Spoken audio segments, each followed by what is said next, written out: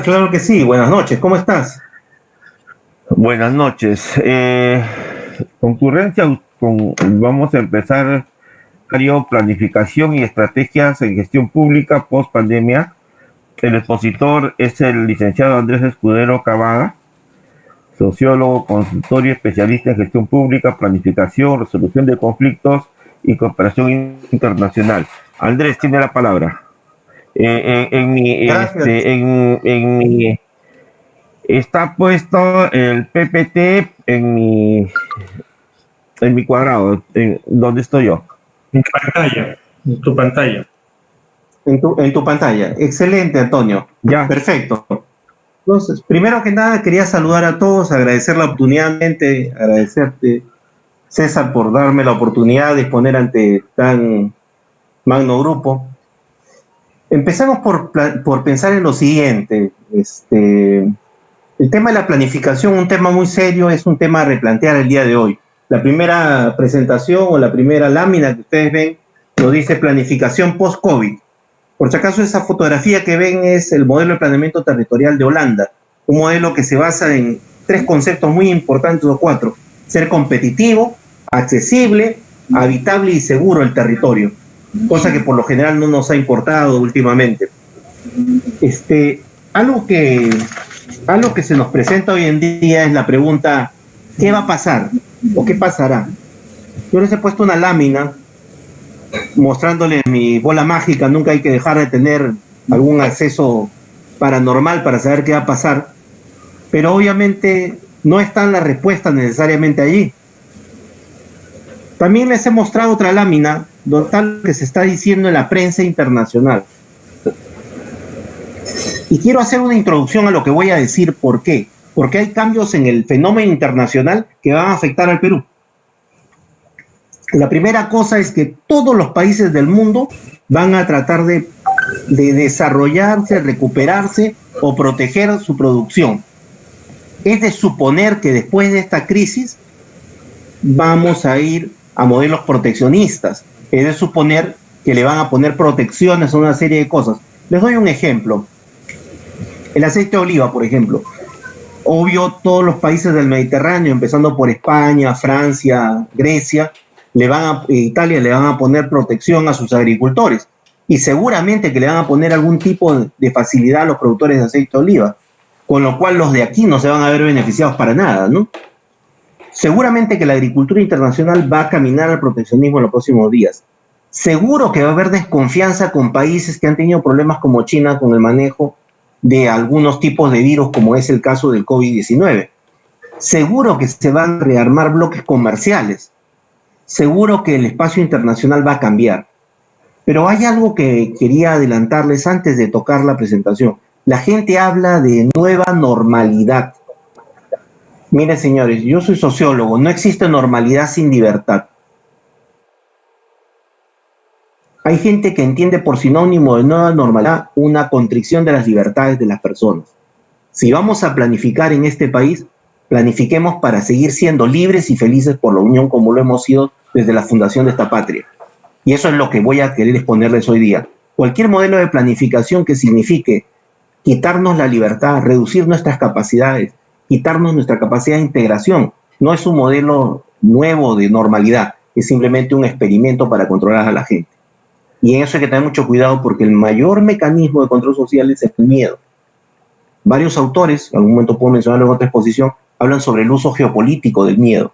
Entonces, planificar significa romper ese miedo, darnos libertad, construir espacios posibles. Muy bien, pasemos a la siguiente presentación, que dice Estado y Gobierno. Mire, señores, el primer problema que tenemos es que la gente se va a quedar sin trabajo y se va a quedar sin qué comer. Y aquí hay un tema que es central. El Estado ya no gasta solo en cosas útiles, gasta en muchas cosas que no sabemos si producen. Yo voy a hacer una crítica abierta en este grupo. Miren ustedes creen que se ha reducido la violencia contra la mujer desde el día que se invirtió en un Ministerio de la Mujer? No se ha reducido. ¿Y por qué les planteo eso? Porque hace 21 años, cuando desarrollábamos el SNIP en el MEF, lo que se llamó el Sistema Nacional de Inversión Pública, respondíamos a un pedido de la banca internacional, el BID y el Banco Mundial, que nos decía: tienen que gastar en aquello que produce algo. Si no les produce nada, no inviertan, no gasten en eso. Bueno, hoy lo primero que pensar es que está creciendo el hambre y el desempleo. Y la primera respuesta no puede ser quitarle más plata a los ciudadanos, ¿no les parece? O comerse los ahorros de la gente, ¿no creen ustedes? La primera respuesta tiene que ser, el Estado tiene que ajustarse el cinturón y decir, debo dejar de gastar para que los ciudadanos puedan invertir esa plata en crear empresas, hacer negocios, vivir mejor, salir del problema. Entonces, lo primero que les planteo es, la planificación a partir de después del COVID tiene una planificación que racionalice el Estado para dos cosas, para atacar el hambre y para alcanzar una recuperación económica. Les doy una idea de lo que yo creo que es recuperación económica. Hay lo que llaman el shock de oferta y el shock de demanda, pero pongámoslo en castellano. El tema es el siguiente. Si yo en este momento tengo paradas mis empresas, mañana necesito que la gente de Gamarra comience a producirme mascarillas, que me produzca algo. Mañana necesito que comiencen a producirme camas clínicas y equipos en las plantas industriales de todo el país. Necesito que la gente vuelva a trabajar. Y entonces, ¿qué es lo que hago? Pongo dinero en manos de la gente para que compre. Eso es un shock de demanda. Pero al mismo tiempo le facilito plata o negocios a las empresas para que funcionen. Es un shock de oferta. Pero hay algo que precisar aquí. ¿Se presta para qué? Pregunta es, ¿para qué presta? ¿Qué pasa cuando quiebra una empresa grande? Por ejemplo, como Avianca. Mucha gente, no es que no le van a pagar, vende sus deudas a precio miserable. Una deuda difícil de cobrar se puede vender, pero a precio miserable. Entonces, ¿qué pasa? Las empresas sufren desfases económicos y financieros. Les falta plata para pagar el diario. Y entonces pueden quebrar, despedir a la gente, puede tener una serie de problemas. Lo primero que hay que hacer es que hay que racionalizar al Estado para poder proveer a la gente de compras, de dinero, de medios, de crédito, para que las empresas puedan recuperarse de esa situación lo más rápido. Pero claro, acá no todo es igual. Hay empresas que, por ejemplo, se recuperarán inmediatamente. Seguramente que la gente de Gamarra, los comerciantes mayoristas de verdad se van a recuperar rapidito. Pero, ¿qué pasará con la gente del turismo? ¿Cuánto tiempo el turismo estará parado? ¿Cuánta gente simplemente venderá su hotel y se irá a vender conchas de abanico o sacar conchas de abanico del norte? ¿Cuántos se irán a otro negocio? Un montón. Entonces, lo primero que hay que hacer, necesitamos un Estado más eficiente, que se preocupe porque no haya hambre y porque se pierda la menor cantidad de empleos. O bien, salvando a las empresas que están disponibles, o bien ayudando a que las empresas se modifiquen. A que si voy a saltar de un negocio a otro, genere nuevamente empleo y oportunidades en el mismo sitio. Entonces, ese me parece que es el primer tema que la planificación debe dar. ¿Cómo hacemos para que el Estado sea más eficiente? ¿Cómo cerramos instituciones, áreas o dejamos de contratar cosas que no sirven y nos preocupamos de aquello que ataque el hambre y recupere económicamente el país? Es decir, financiamiento para las empresas, desarrollo agrario, infraestructura productiva, inversiones del Estado en forma tal que lleves dinero a provincias o al interior del país, a zonas aisladas y que se generen nuevas vías de negocio. Lo segundo que quería plantearles en la planificación es que hay algo que replanificar, que es el comercio exterior. Ustedes verán, hay una lámina, Antonio, de comercio exterior. Hay algo que está sucediendo, está creciendo la desconfianza en los mercados internacionales. Ya vimos a un Estados Unidos que dice, yo no quiero este acuerdo con China, estoy desconfiando, eso es lo que dice Donald Trump. Ya estamos viendo que países que tienen acuerdos en el Asia se están poniendo las armas uno contra el otro. Eso nos hace suponer que va a haber una recomposición de bloques económicos. ¿Cuál será el futuro de APEC? ¿Cuál será el futuro de los acuerdos internacionales y de todos los convenios que tenemos? Bueno, probablemente el futuro sea que mejoren los convenios internacionales, incluyendo la responsabilidad de los estados por la manipulación de biológicos. Pues no puedo tener un socio que me manda un biológico al día siguiente, me enfermo yo y no puedo hacer negocios, tengo que cerrar mi puerto, mi aeropuerto, mi turismo. Pero por otro lado también va a haber un comercio que va a incluir más proteccionismo. Lamentablemente, para los que lo recuerdan, en el 91 fuimos a la ronda de Uruguay. Y en la ronda de Uruguay declaramos que nosotros no poníamos subsidios a la agricultura, por ejemplo, pero sí lo declaró Europa y una serie de naciones del mundo. Nos vamos a encontrar con convenios vigentes de comercio exterior donde va a haber proteccionismo incluido. Entonces, Acá tenemos que pensar en replantear las estrategias de comercio exterior que tiene el Perú para seguir manteniendo los mercados. Pero cuidado, pues, ¿qué me refiero a seguir manteniendo los mercados? Vender minerales es vender pan. Todos los días vendemos pan. El tema es cómo vendemos también pastelitos, budín y todo lo demás. Y hoy en día, nuestras dos exportaciones no tradicionales más importantes, ¿cuáles son? La agroindustria y el turismo. El turismo está gravemente golpeado y no estamos haciendo ninguna estrategia para recuperar turistas rápidamente. Tendríamos que establecer cosas como, por ejemplo, un mecanismo de sistema de salud que le asegura al turista que va a estar protegido en términos sanitarios. 2, que en el caso de producir otra pandemia lo vamos a regresar a su país con facilidades. Y 3, desarrollar una tarifa país. Por ejemplo, ustedes notarán que algunos vean paquetes económicos para vender. Tenemos que devolverle al Cusco su turismo, si no el Cusco va a quebrar. Entonces, para eso tenemos que replantear nuestra estrategia de relacionamiento y comercio exterior y convenio, para recuperar lo más rápido espacios y mercados. Tercer punto que quería tocar en la planificación, la gobernanza. Mire, en la población se ha instalado el miedo, o sea, hay temor en la población. ¿Quién quiere salir a trabajar mañana? Sale el que tiene la necesidad, pero el que no la tiene o el que puede esgrimir, que tiene un empleo y puede hacerlo a distancia, no lo va a hacer. Ahora, por otro lado, se ha cooptado una serie de libertades. No puedo salir con mi carro manejando, no puedo hacer una serie de cosas, no puedo pasear en la esquina. Con razón o sin razón, es una medida necesaria, pero en algún momento tenemos que recuperar las libertades y al mismo tiempo tenemos algo que ha pasado y que nos hemos dado cuenta. Nuestros mercados contaminan. Bueno, nuestros mercados hace tiempo que contaminan con todo lo que hay.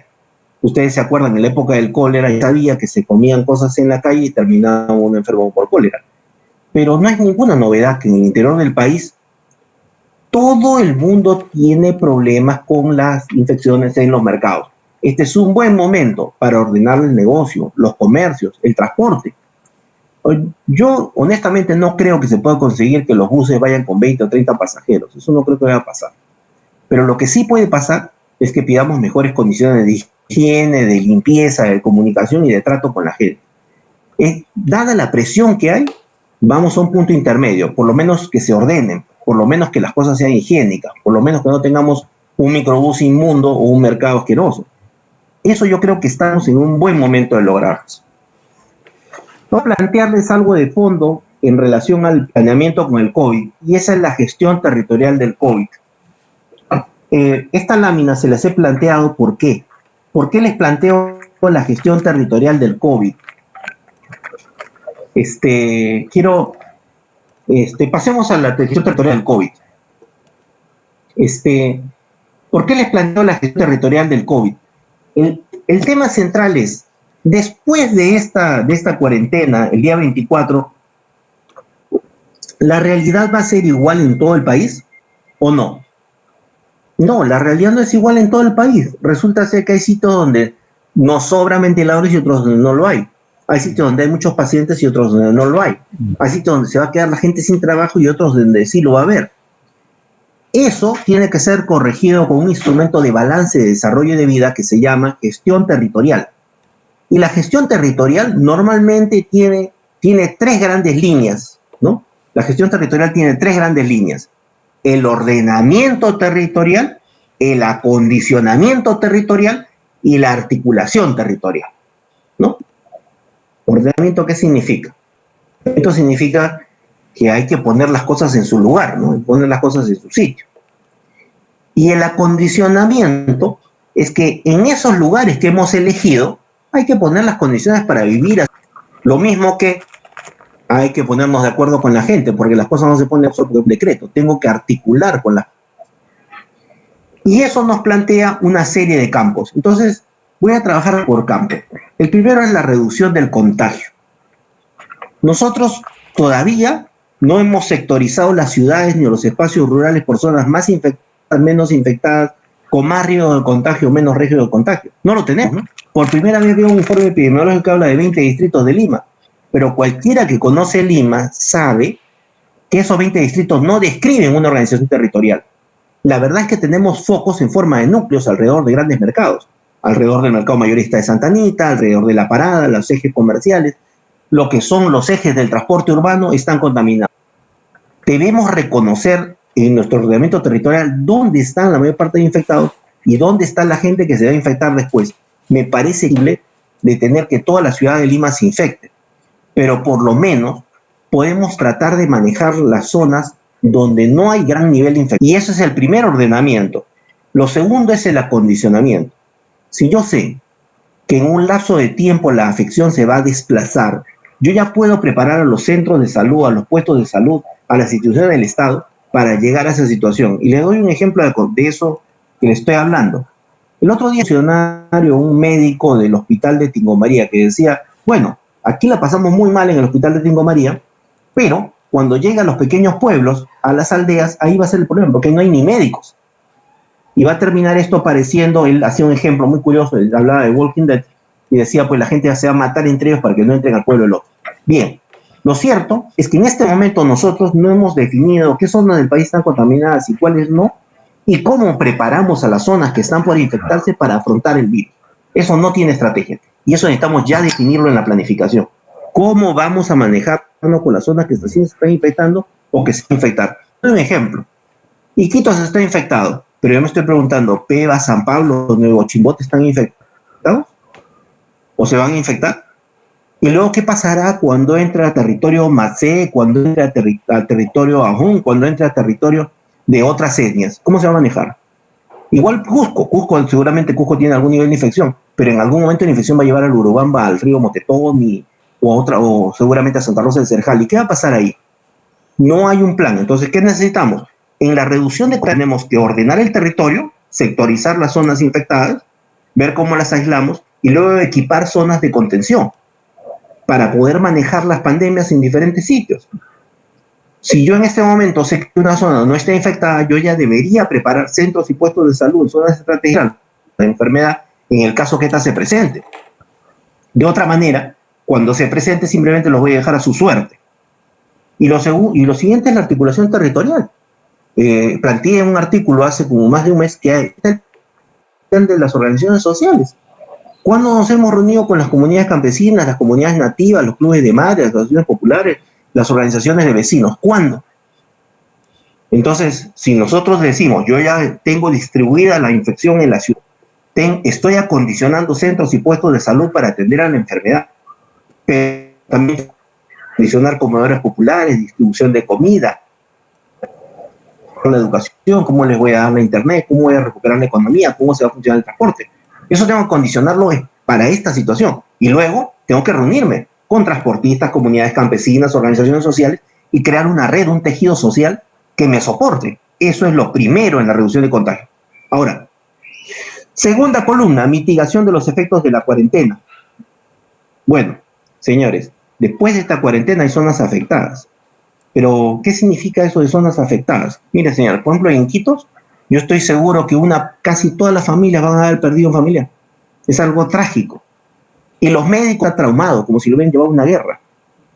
Nosotros, lo primero que tenemos que hacer es definir qué zonas han sido afectadas a niveles muy graves, tanto a niveles económicos, morales, psicológicos, físicos, que tocar. Segundo, si eso es así, ya tenemos que preparar unidades de trabajo psicológico, zonas de recuperación económica, áreas de alimentación, lugares para atender a los huérfanos o a la gente que es víctima de esta situación. Tenemos que estar acondicionando el territorio.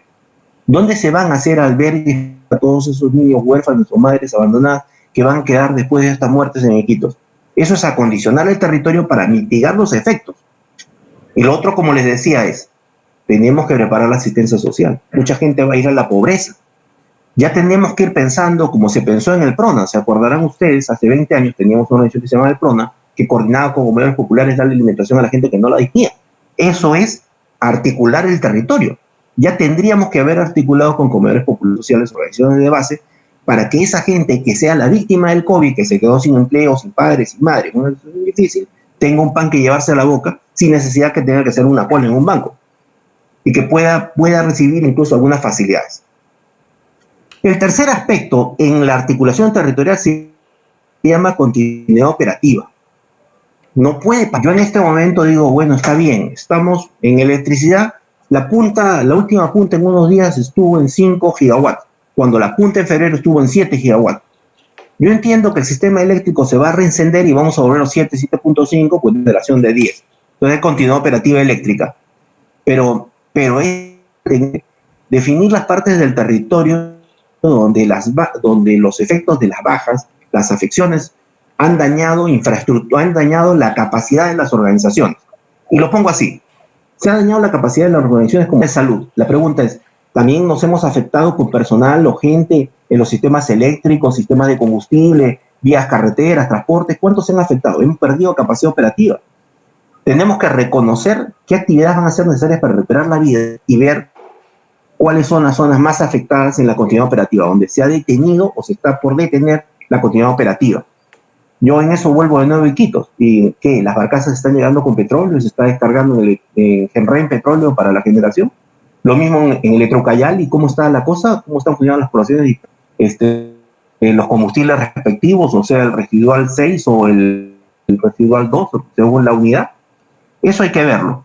Entonces, lo otro es que tenemos que preguntarnos si tenemos capacidad de redundancia operativa, por ejemplo, en centros y puestos de salud en algunas zonas del país.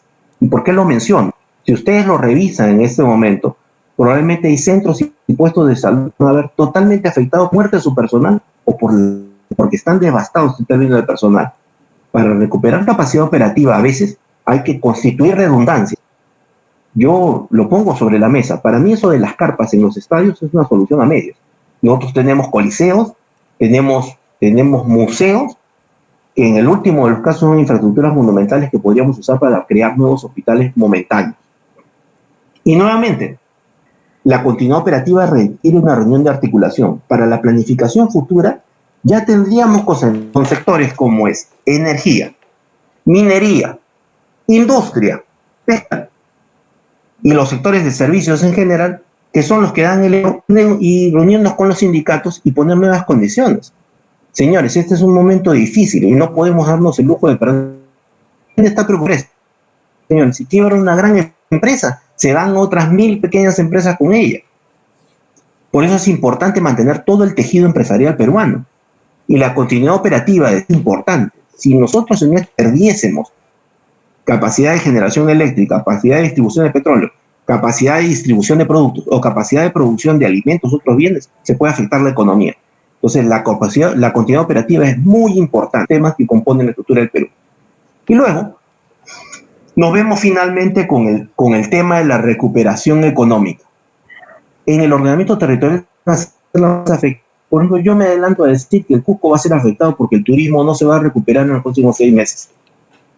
Eso significa que ahí tenemos que hacer algo, porque lo más probable es que el empresario agarre sus cosas y se vaya a otra parte. Pero ¿y la gente que está ahí y el que quedó invirtiendo, qué va a hacer? Cuando se retira o cuando dejan de operar empresas grandes, el chiquito se queda colgado de la brocha, porque también invirtió en sus cosas, gastó, se preparó.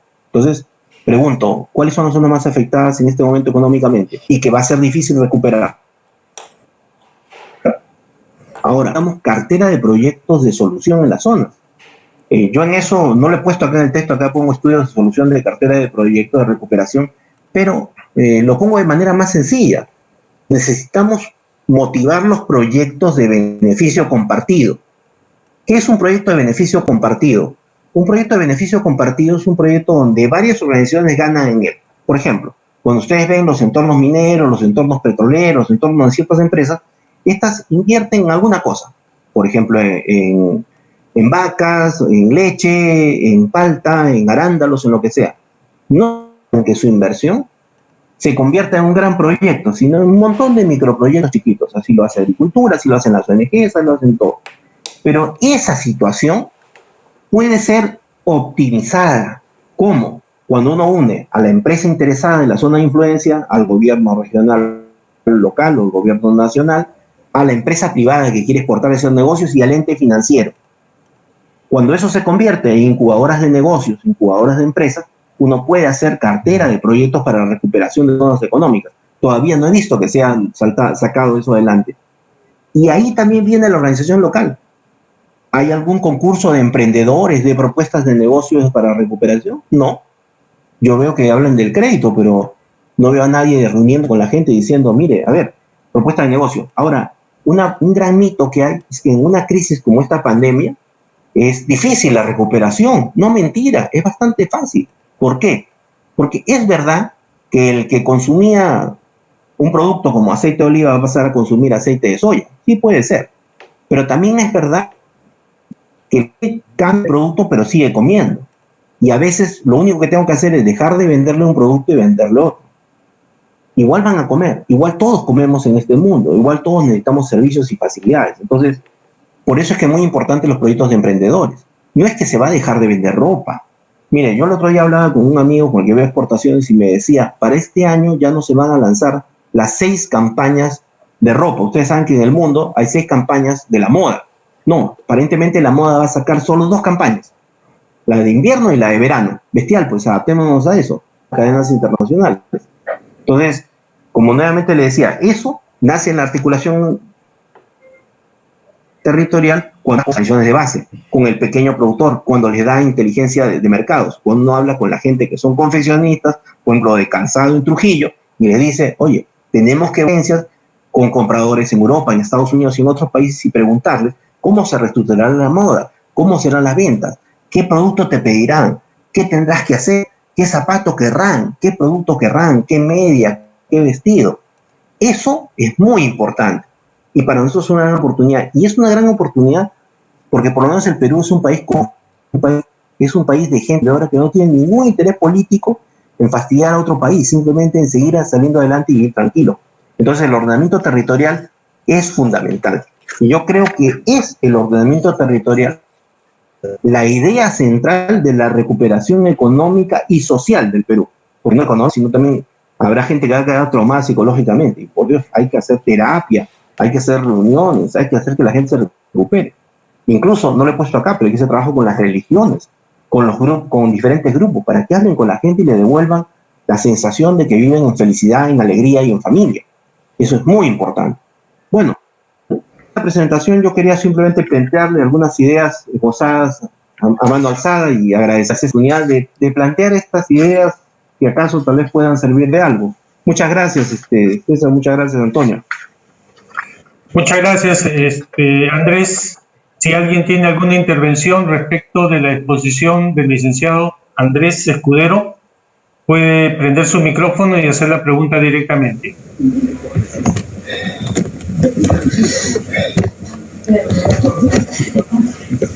Sí.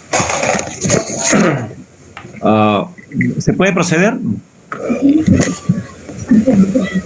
Sí, adelante. Sí, adelante, escuchamos. Bien, Andrés, buenas noches. Bajo el criterio de todo esto que estás comentando, ¿cómo se diseñaría, digamos, la planificación desde el más alto nivel del Estado, donde una superestructura vea y perciba cuál es el camino, o tratando de dar algunos parámetros y líneas de acción que se recibirían como idea desde una alcaldía distrital, provincial, un gobierno regional, un ministerio que tome iniciativas? ¿Por dónde se tiene que comenzar para esto? Esa es la primera pregunta, Andrés.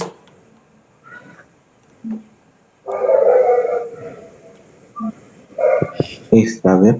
Gracias, Verte. Mira, yo te diría, creo que hay muchas cosas todavía que pensar en esto, pero te doy una idea de cómo creo que debería hacerse. Mira, hace años, hace como 20 años, Colombia atravesaba un proceso muy difícil de violencia. Y se preguntó cómo planificar en esa situación tan trágica. Y hizo una cosa que se llamó planificación por escenarios. Pero fue centralizada. Fue una planificación centralizada, manejada desde un gobierno, que planificó con diferentes fuerzas, incluso rivales a ellos. Y planificó en diferentes escenarios posibles para su realidad. Debemos tener una planificación centralizada, no creo que local. ¿Por qué? Posee más información, más medios para planificar. Y lo otro es porque el tiempo es muy corto. O sea, el hambre ya se siente hoy y el hambre puede causar un desastre social. Y dos, la pérdida de empleos es hoy. Entonces, si queremos hacer un proceso muy ampuloso, sacar directivas, comenzar a sacar una directiva para la planificación de las soluciones para el COVID, no vamos a hasta eso. Yo creo que hoy tiene una planificación centralizada basada en tres hechos fundamentales. Hacer reducción de los gastos del Estado, atacar el hambre inmediatamente y hacer recuperación económica. Y eso debe hacerse en un instrumento de gestión territorial o de planificación territorial. Simplemente haciendo que eso se analice por zonas del territorio, porque lo que sí es cierto es que en el Perú las realidades son sin integrar a gobiernos regionales, locales o asociaciones de la comunidad cuando se tiene que trabajar la planificación específica de un caso en el territorio. Pero la planificación debe ser central, el concepto debe ser central. Miguelito, muchas gracias por la pregunta. ¿Alguien más? ¿Quién más quiere hacer alguna pregunta? ¿Alguna intervención?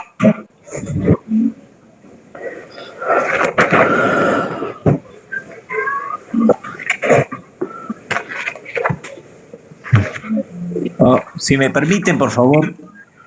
Sí, adelante. A propósito de un asunto que había estado tratando en algunas otras oportunidades y decía yo que y coincidíamos con el asunto de que lo primero que se iba, aunque nos íbamos a estrellar era con el hambre, pero el hambre significa varias cosas, ¿no es cierto? Es decir, cómo abordamos desde la distribución final, que es donde habíamos chocado con el tema de los mercados, pero hay varias etapas, ¿no?, que se estaban rompiendo, y yo tengo la impresión que dentro de poco vamos a estar trasladando el problema del contagio a las zonas productivas del país. O sea, ¿qué puede decirnos Andrés Escudero de cómo se planificaría el asunto del hambre con todas las variantes que él sabe acerca de las estructuras de distribución y producción de alimentos en el país? Tenemos en algunos aspectos respecto del exterior.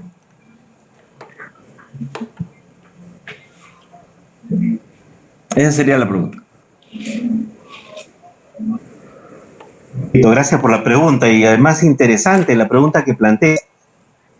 Mira, lo primero que hay que ver es que si no se hace ordenamiento territorial es muy difícil que controles ninguna cosa. Cuando escuchaba a este doctor de Tingo María decir que como en Walking Dead los poblados se iban a matar entre ellos para que el uno no entre al otro lado, recordaba algo que es muy importante.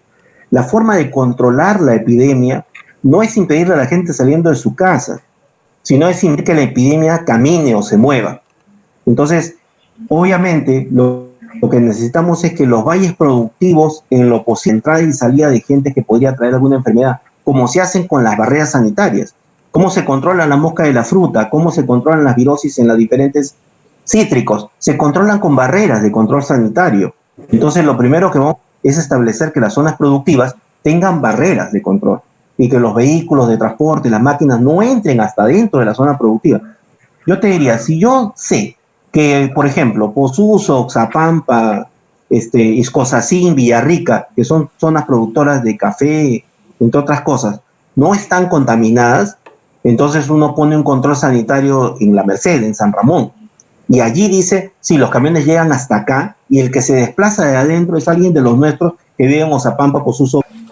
Si yo, en cambio, planteo que un camión va de Piura y se va a venir a Lima y de ahí se va a subir y se me va a ir a Satipo, se me va a esparcir la cuestión.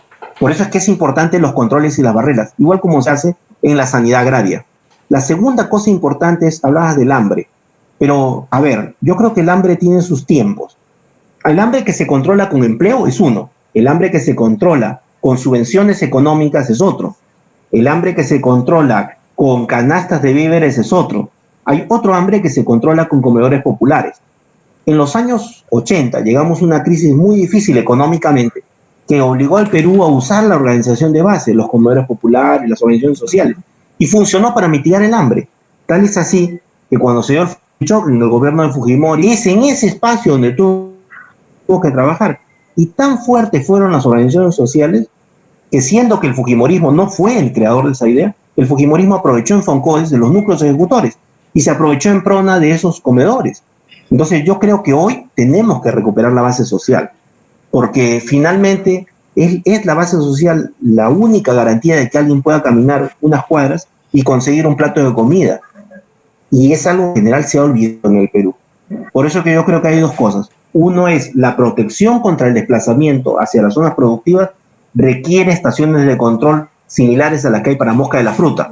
Ahí hay que aplicar un SENASA de salud, ¿no? Como debería de ser, barreras sanitarias. Y lo segundo es el control del hambre. El control y la gestión del hambre requiere un aliado, que es la organización social de base, que es la única que nos garantiza la posibilidad de comer. Que la gente diga que se tiran los latas de leche, que se comen las cosas. Mira, yo prefiero que se lo tiren entre 4 o 5 pobladores que tienen hambre, que se lo tire un alto funcionario, un sobre ahí, mediante coima, ¿no?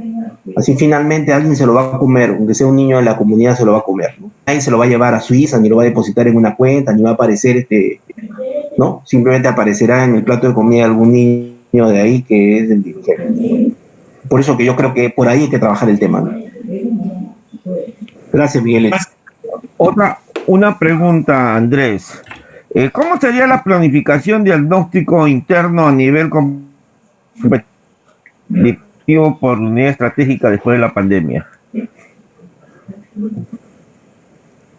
¿Aló? ¿Me copiaste, Andrés? Andrés. Escuché ideas, pero a ver la pregunta.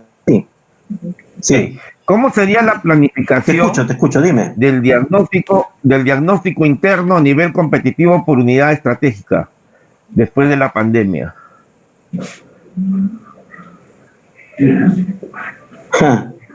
Bueno, habría que ver que a qué le estamos llamando unidades estratégicas. De repente será por grupos, por sectores de la gestión pública, ¿no? La planificación por sectores de la economía. Gestión pública. Gestión pública. Mira, ¿qué debería hacer el Estado, el gobierno? Simplemente, mira, para mí la receta del Estado es la racionalización. Nosotros hemos cambiado en los últimos años de una visión absurda, donde las hacen porque no las tienes, que no existen en una neuroeconomía. Yo nunca leí enfoque de brecha. Lo que existe es el beneficio o el costo-beneficio. Y el Estado, miren, cuando tuvimos la crisis de los años de inicio de los 90, BID y Banco Mundial le pusieron condiciones al Perú para regresar al mercado financiero internacional. Y entre las condiciones que se pusieron estuvo la racionalización del gasto. Pero no significaba gastar menos, significaba gastar bien. Y lo primero que necesitamos es un Estado que gaste bien. Un Estado que no se tire la plata en cualquier cosa. Porque la pregunta es, todo lo que estamos haciendo nos ha costado 5 veces más presupuesto que hace 10, 15 años. Tenemos un presupuesto enorme. ¿Algo ha mejorado? ¿Algo ha cambiado? Significa que estamos invirtiendo en cosas que no nos están dando resultados. Entonces, lo primero que el Estado tendría que hacer es racionalizarse y preguntarse si todo lo que hace sirve. Y en este momento, ¿qué necesitamos? Necesitamos un buen sistema de salud y un buen sistema económico y un buen sistema educativo. Todo lo de ello. Y debemos pensar si debemos tenerlo o no. Bueno, y seguridad ciudadana, ¿no? Pero para mí, primero es racionalizar. Y después de racionalizar, lo otro es aprender a hacer gestión territorial desde el Estado peruano. Porque lanzamos políticas para todo el mundo, como si todos fueran igualitos, nos sentamos en Acuerdo Nacional a decir cosas. Mire, las oportunidades de participar en una muy bonito. Todo eso se ha convertido en letra muerta. Yo agarro el Acuerdo Nacional, me paro en la convención o en Hualgayoc y no me nada con ese Acuerdo Nacional. Eso no tiene ético, porque no refleja la preocupación de... En este momento, si ustedes van a la plaza pública, la gente que va a pedir empleo, qué comer, hacer negocios, oportunidades, que su hijo pueda estudiar o que su mamá se salve. Y eso significa planeamiento territorial, pensar de acuerdo a lo que cada persona piensa en su pueblo, su cuenca, su lugar. Además, porque si nos olvidamos por un segundo del COVID, Perú pasa por problemas mayores que nadie se da cuenta. Toda la cuenca de todos los Andes están perdiendo sus glaciares y no hemos reforestado los Andes. No nos interesa. Cada año hay diferentes condiciones de agua y de clima en los diferentes cuencas. Un año se inundan y al año están secos. ¿Y qué hacemos? ¿Hacemos represas? ¿Hacemos recuperación de bosques? No. ¿Por qué? porque miramos el país como si todo fuera igualito. Entonces, por eso, si el Estado racionaliza el gasto y luego hace planeamiento territorial, o sea, ordena el territorio, piensa cómo articularlo, lo condiciona con los medios a vivir, el Perú funcionar mejor. Debería. Y hay que dejar al sector privado que trabaje. Yo en la mañana cómo arrestaban a unas personas porque decían que habían subido los precios en una farmacia. Ya, pero ¿y qué? Y el Estado no tiene cientos de farmacias en los hospitales, miles de farmacias y miles, y no compite. Tan fácil sería que si yo quiero bajar el precio de la aspirina, simplemente decido venderla, pues. Entonces, por eso necesitamos un Estado más práctico, más eficiente, mejor operado, ¿no? Ese es el problema central que venimos arrastrando ya los últimos 10, 15, 20 años, ¿eh? Y que no estamos corrigiendo, o tal vez más, 30 años. Pero bueno, ya eso es una catarsis mía, disculpen ustedes. Doctor, ¿quiero una pregunta? Sí, adelante. Gracias. Gracias. Mi nombre es Riquel Mitma y quería hacer una... ¿Cómo regular el rol de Estado y liderazgo ni capacidad institucional para coordinar? Disculpe, ¿escuchaba dos voces? Voy a repetir. ¿Aló? ¿Me escucha? ¿Me escucha? Entrecortado te escuchamos, Sí, Riquel. Sí, claro. A ver, un segundo. Ahora sí, ¿me escuchan? Dale. Yo decía para el expositor una pregunta. ¿Cómo podemos recuperar el planificador del Estado si no existe liderazgo ni capacidad institucional en los sectores para reflexionar, para integrar decisiones, actitudes de cada uno de los sectores en plan país? O sea, si uno realmente, cada sector, la economía o el Estado, ver que hay muchísimos planes que se cumplen. Por otro lado, tenemos una sobreregulación en cada sector. Somos un país que tiene más normas y muchas de ellas no se cumplen. Y somos un país en donde cada institución del Estado funciona en forma aislada, principalmente cumplir solo sus funciones. Y entonces, al final, si uno entra a cada sector, en agricultura, entra energía, entra a producción, etcétera, encontrar final, cada sector es la suma de procesos desorganizados donde las decisiones se toman para resolver problemas que van surgiendo en el camino. Una visión de conjunto. Por eso, mi pregunta, ¿cómo recuperamos ese planificador de esta situación actual en donde todo es un desorden? Eso. Mira, gracias por la pregunta. Mira, lo que pasa es que la planificación ha pasado de ser una habilidad de gestión a un trámite administrativo. Yo te voy a dar un ejemplo de lo que estás diciendo en términos prácticos. El año pasado, por poco tiempo, un par de meses, decidí ayudar al gobernador de Loreto y me puse de sugerente de planeamiento de la gestión Loreto. Y un día llamé a los sectoristas que tenía en mi área, que evaluaban los planes de todas las direcciones de la región y todas las gerencias, y les pedí que me dijeran cuál era su evaluación del plan de desarrollo de salud, del plan de salud, del plan estratégico de salud. Y me dijeron que era magnífico el plan de salud. El plan de salud desde Quito, 10 años, había logrado 99% de resultados. ¿Por qué? Porque había cumplido 99% de los informes, de los documentos, de todo, era magnífico.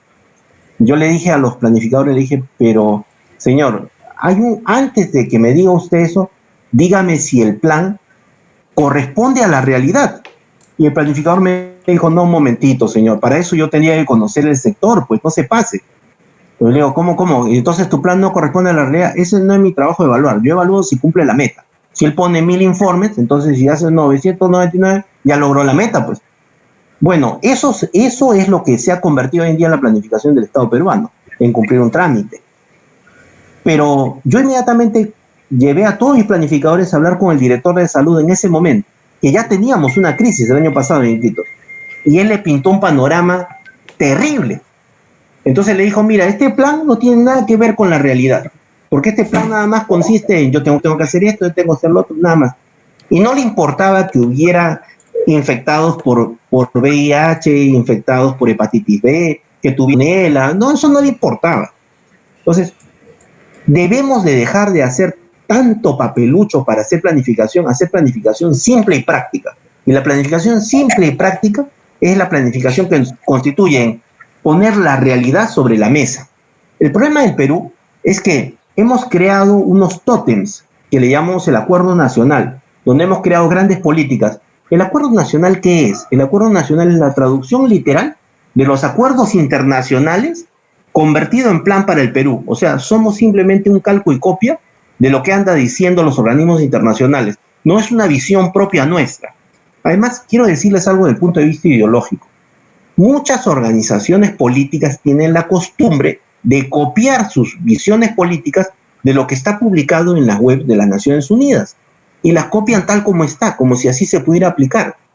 Ese es un problema, porque uno tiene que hacer una mixtura. Si te vas a aceptar todo lo que te plantean, tu planificación es totalmente exógena. ¿Y quién les ha dicho que eso funciona para el Perú? Entonces, hoy en día necesitamos repensar la planificación peruana desde el punto de vista práctico. Yo les doy un ejemplo de planificación así. Si ustedes entran a la web y buscan lo que es la política 2 de lucha de hambre cero, si la revisan, el Perú tiene una política hambre cero porque ha firmado los acuerdos de hambre cero. ¿Saben qué se hace para luchar contra el hambre cero? Cuestión de género, reposicionamiento de la mujer, cambiar la distribución de la familia, los roles y no sé cuánto. Una serie de cosas que no tienen nada que ver con el hambre. El hambre es una cosa muy práctica. El hambre, tienes empleo, tienes disponibilidad de alimentos, tienes unas formas subsidiarias de dar alimentación a través de dinero o a través de comedores populares o de canastas. Pero resulta que en esa política ustedes van a ver cualquier cosa menos eso. ¿Y porque lo único que hacemos es hacer políticas para quedar bien con la ONG que nos contrató el año pasado? Eso tenemos que cambiarlo. Y por eso es que es muy importante el llamado a la planificación, y por eso es que yo publico algunos artículos permanentemente en LinkedIn tratando de sensibilizar a la gente para que se dé cuenta que solo repitiendo como monigotes lo que nos vienen a decir de fuera no vamos a resolver el problema jamás. Pero esa es una visión muy personal mía. No espero que se solidaricen con esa visión, pero yo creo que tenemos que darle racionalidad y simplicidad a la planificación.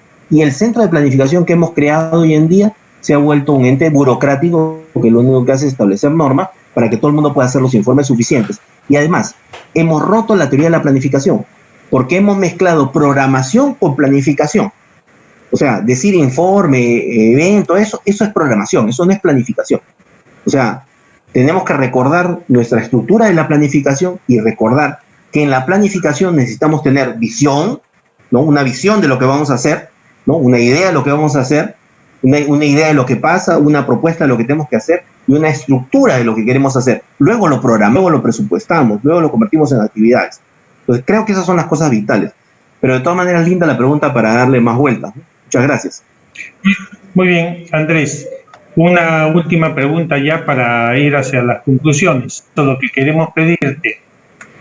Si tuvieras que dar 3 conclusiones respecto de tus propuestas, ¿cuáles serían las propuestas que nosotros tendríamos que hacer al Perú para recuperar?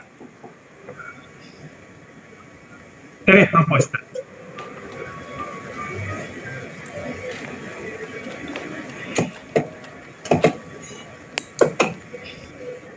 Tres cosas. Racionalizar el Estado, gastar menos en cosas que no son importantes, o sea, gastar mejor, ser más racionales. 2, la lucha contra el hambre. Y 3, la gestión territorial de la situación actual para resolver las disparidades que va a causar el COVID en todo el territorio nacional. A unos los va a matar, a otros dejar de hambre, otros sin trabajo, otros así. Y el país tiene que volverse a emparejar como la mesa de billar, que tampoco es, pero por lo menos todos tienen que tener derecho a la libertad, a comer, a vivir, a producir, a tener empleo, a ser felices, ¿no? Entonces creo que esas son 3 cosas que yo aquí rápidamente trato de esbozar, ¿no? Y nuevamente agradecer la oportunidad, César, que me da de hablar ante público, ¿no? tantos amigos, ¿no? Muy bien. ¿Algún comentario final? ¿Alguien desea hacer algún comentario final? Yo, doctor Bazán, Alex Leca. Sí, sí. Alex, adelante. Muy bien, estupendo, Andrés, ¿no? Tus comentarios. Yo quería hacer un comentario, ya que estamos hablando del hambre. El hambre es una cosa que la estamos pasando mucha gente. En el Callao tenemos un problema también, que aparte del hambre y el empleo, está los sobrecostos de las farmacias y los muertos que vienen justamente las correspondientes. Así como hablamos de hambre y empleo, farmacias, medicinas y muertos. ¿Qué podemos hacer ante esta situación? Porque también tenemos que buscar una solución. Todos no tienen el dinero para un crematorio. Ese es otro gran problema. ¿Dónde los enterramos? ¿O qué hacemos? Es un tema que tiene que ver mucho con los temas sociales, pero realmente no tenemos la gente idónea para estas soluciones. ¿Cuál crees tú que sería una solución ante esta alza de precios en la cual la gente no puede adquirir medicina? Y otra, ¿qué hacer ante el alza de los fallecidos? Esa es mi pregunta.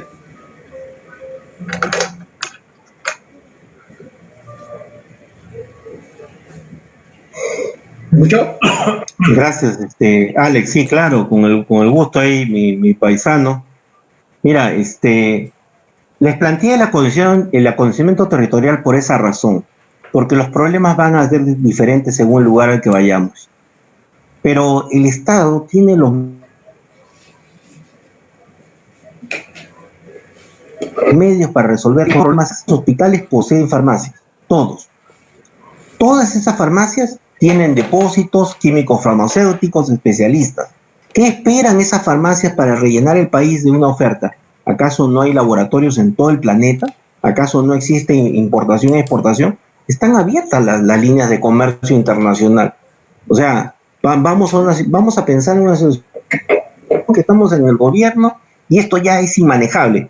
Mira, agarras 2 pilotos con licencia internacional de la Fuerza Aérea, los envías con 2 embajadores y un miembro de lo que se llama Intendencia de Marina, que habla inglés, un logístico de Intendencia de Marina, y le dices, vete al puerto de San Francisco, ve a cualquier ciudad importante, ve al laboratorio más cercano y cómprame todo esto y tráemelo. ¿No sería posible? ¿No tienen cargueros de 20 toneladas con capacidad aérea ahorita? ¿Para qué hemos comprado los Spartan? ¿No? Tenemos 3 Spartans nuevos. Para quienes no lo conocen, el Spartan, tenemos 3 aviones Spartan nuevecitos, hermosos, que se utilizan para desplazamientos. Yo tengo la oportunidad de viajar en el Spartan, es un carguero con capacidad. Podríamos llenarlo de medicamentos, ir y venir a cada rato. Entonces, eso creo que se resuelve ahí. 2, el otro tema, el tema de los entierros. O sea, el asunto es que no existe capacidad en el Estado para poder abrir nuevos cementerios, hacer zonas de entierro, ¿no existe? O sea, existen enormes zonas desérticas en el Perú. Yo, por ejemplo, en este momento me pongo a pensar rápido en Lima y diría, bueno, el campo de tiro de hueso que es la unidad de combate de tanques, es una extensión enorme de Ancón frente a Piedras Gordas. ¿Qué están esperando para agarrar uno de esos lugares? Hay enormes zonas de desierto. El Estado que no posee cargadores frontales, retroexcavadoras, equipo, por favor, o sea, tenemos dónde enterrar a la gente y cómo hacerlo. Lo que pasa es que por eso necesitamos planeamiento y ordenamiento territorial, para ordenar que la gente haga las cosas. Y el otro tema es que no estamos articulando, o sea, no se está articulando gobierno central con gobiernos locales, no hay un trabajo conjunto, o sea, pareciera que el gobierno no tiene una directiva para articular. Tierras debería ser algo articulable inmediatamente, ¿no? Conversar, constituir un nuevo cementerio, enviar maquinaria, porque maquinaria no la tienes el gobierno, la compra pues, y la vende en la esquina, ¿no? Maquinaria, la misma máquina que sirve para descolmatar ríos o para hacer construcción, sirve también para hacer zanjas y hacer entierro, ¿no? Entonces yo creo que todas esas cosas tienen instrumentos de solución. Lo que pasa es que no estamos haciendo ordenamiento del territorio, no estamos distribuyendo responsabilidades y competencias, no estamos articulando con los diferentes sectores del Estado ni con la población. Eso por lo menos lo que a mí me parece, ¿no? Pero un saludo acá para el Callao, para mi tierra. Muy bien. Para la próxima reunión, sí, ¿alguien más desea hablar? De repente tenía una pregunta, Riquel. Sí, Riquel. Adelante, Riquel. Gracias. Partiendo de que ninguna organización o ninguna persona suficiente como para ver de manera anticipada y plasmarlo en un plan, ¿sabe? Y sobre todo lo posible obliga a desarrollar la planificación no solamente como algo que tenemos que hacer en un plan y plasmarlo en un documento, sino bien, creo yo, como un proceso continuo de aprendizaje. Y no existir esto, como el expositor, y si a eso sumamos que no existe una política nacional de desarrollo que defina una política en los aspectos estructurales, significa entonces que hemos renunciado al futuro del país. Pregunta que hago al expositor. Gracias.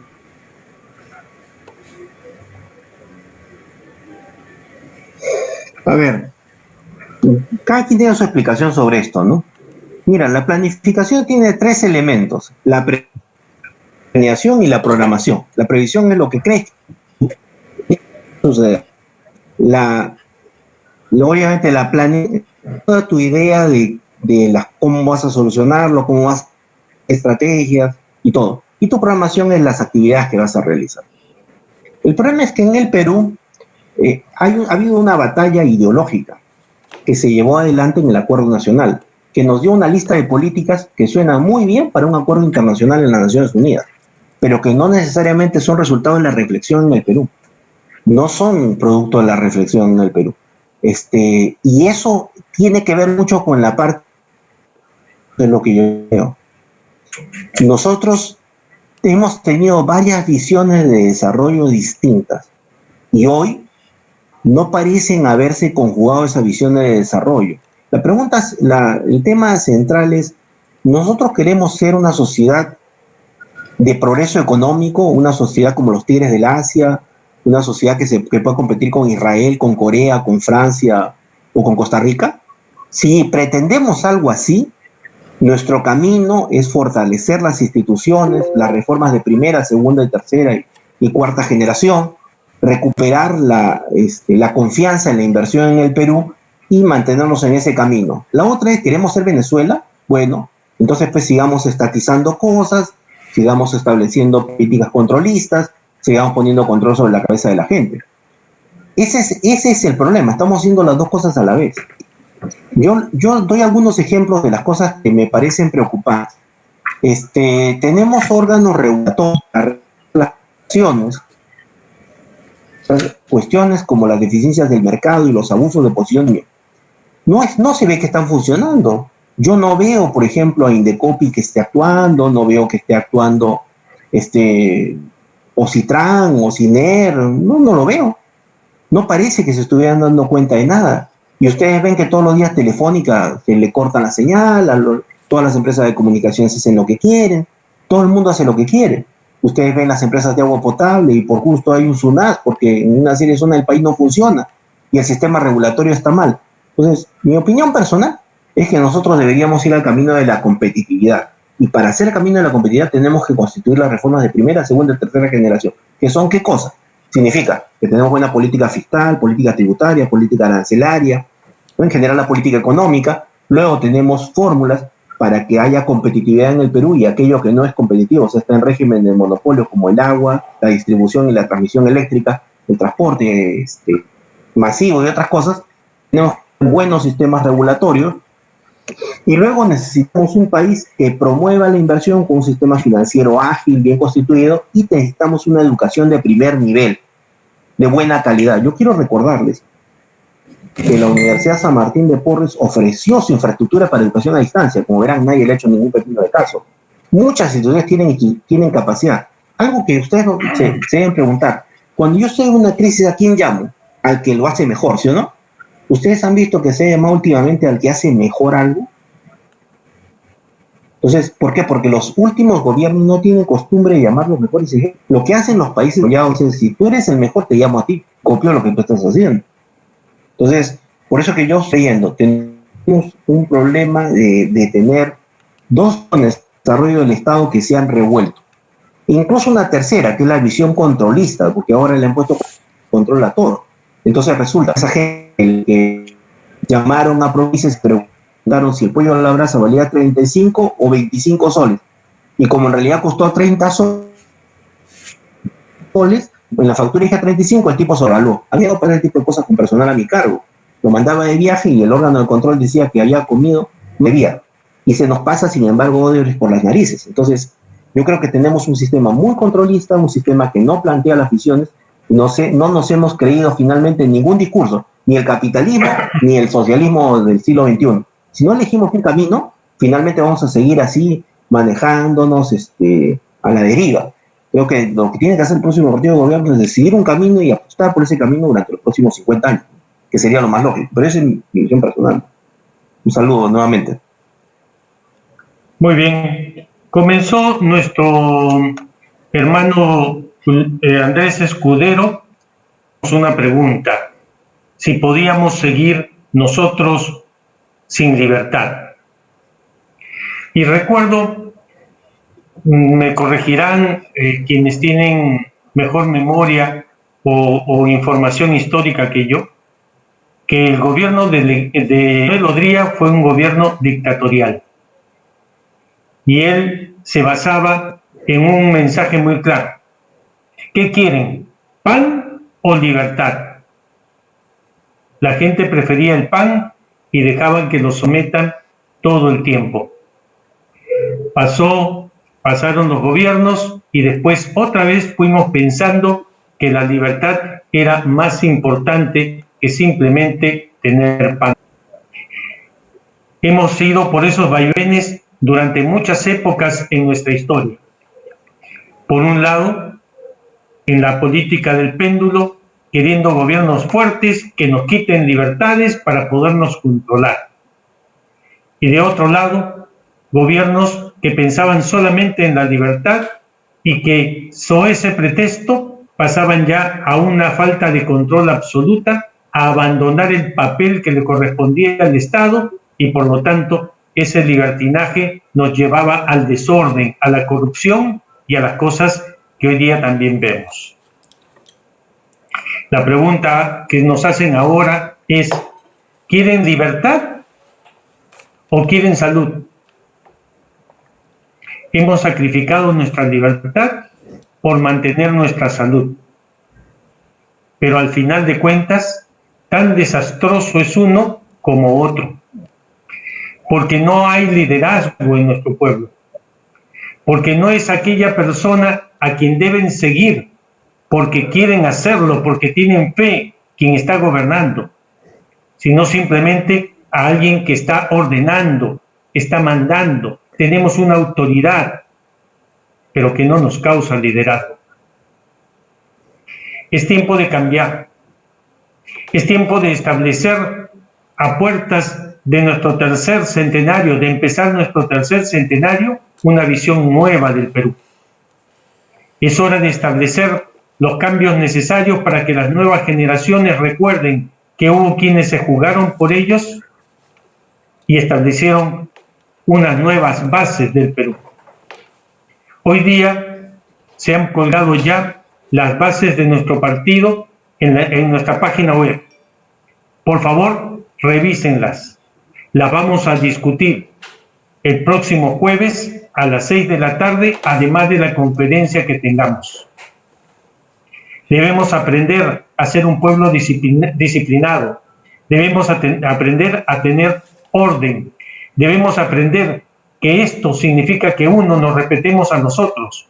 Porque si los grupos sociales y las personas no nos respetamos, no tendremos futuro. Seremos simplemente una organización sin valores. Esos valores que se han perdido y que reclamamos todos. Valores en el gobierno, pero valores en las personas. Valores en todos los actos y valor agregado también económicamente que debemos dar para cuidar que nuestra economía no fallezca, nuestra economía no se deprima. De hecho, ya vamos a empezar absolutamente deprimidos. Los mercados se van a cerrar. Nosotros tenemos que buscar qué mercados y qué productos siempre van a poder ser usados para privilegiarlos, apoyarlos y hacer que nuestro gobierno ayude a todos al crecimiento. El gobierno es el socio de cada uno de nosotros y así debe entenderlo. No solamente nosotros, que con nuestros impuestos pagamos y sabemos que es nuestro socio, aunque no hace nada por nosotros, sino que el Estado entienda que si no cuida a sus socios, si no hacen que crezcan, que tengan mayores ingresos y que vivan mejor, no tendrán más presupuestos para seguir actuando y haciendo lo que el Estado debe hacer, proteger a todos sus ciudadanos. Ese es un cambio estructural, un cambio de forma de pensar, un cambio que nosotros tenemos que hacer pensando en las futuras generaciones.